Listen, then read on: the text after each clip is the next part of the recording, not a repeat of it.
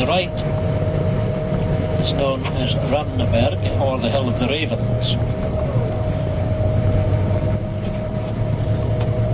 And we then have two freshwater lochs, lakes, loch being the Scottish name, and the first one is called Astalloch, again a Viking name. It's where they do sailing, model yacht sailing of the Viking king. If you see the small arm extending in the loch here, the small green point to your right, that is where in November of each year the Lotting met to settle civil disputes, to deal with criminal matters, etc. And he died, and he is in fact buried in this churchyard. He died in the early 1600s, and if you look to your left you'll see a round mound, a round burial vault with an open door. That was the Mitchell family vault, but Andrew Crawford's tombstone is still in that vault being preserved.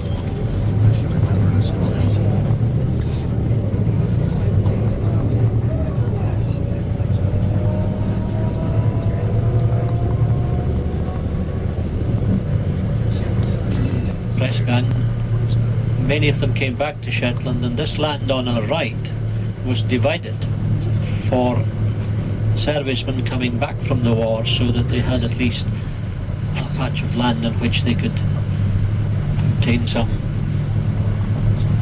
sustenance, known as subsistence farming. Shetland's crofting or farming was very much under the control of the lairds who owned the land and who exacted fairly heavy demands from the tenants. To the field on your right here you will see a number of Shetland ponies grazing again. There is a stud farm here.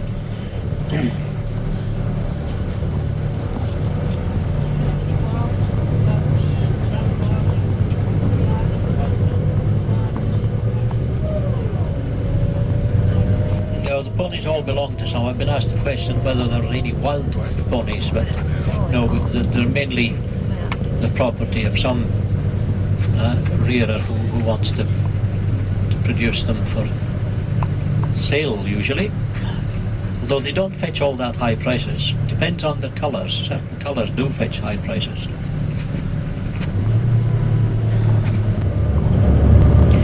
The building on our left is known as Sandwater House. Next to the loch here, Sandwater Loch, which is very good for trout fishing, and otters follow the streams all the way from here to the sea.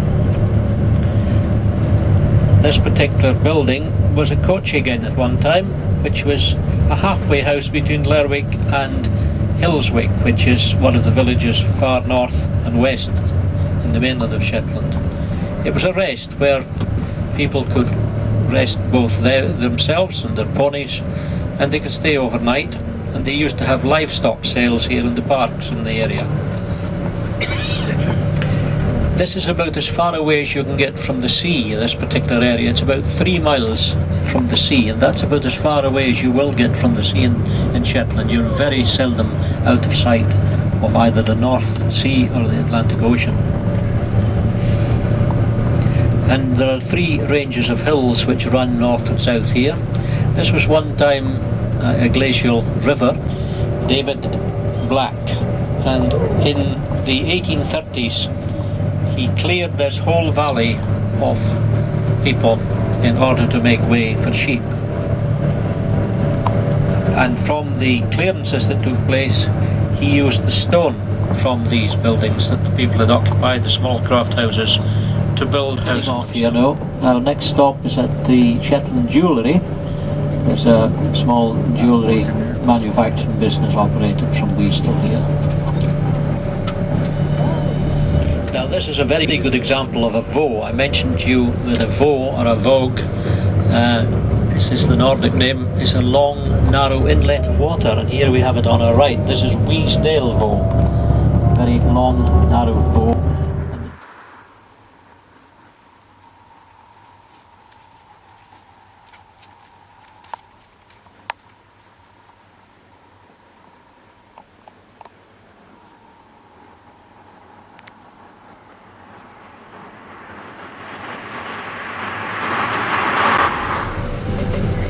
So people couldn't afford to fall ill when they lived in Fuller.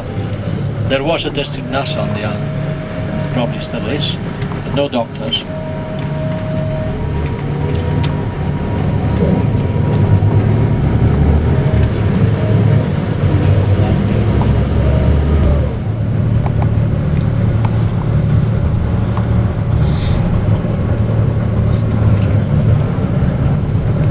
The other road, Scalway, which we've been in this morning, is to our right here.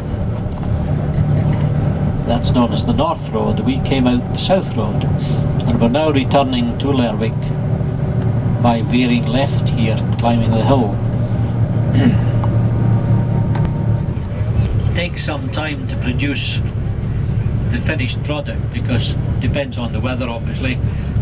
The turf has to dry, it has to be cut, then has to be set up and then dried, and takes about 6 to 8 weeks before it's dry enough to take home and burn.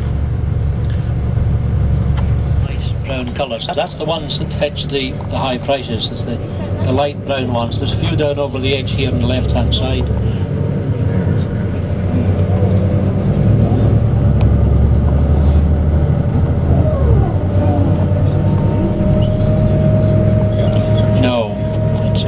Pointing now in a northeasterly direction, meaning that the wind has changed.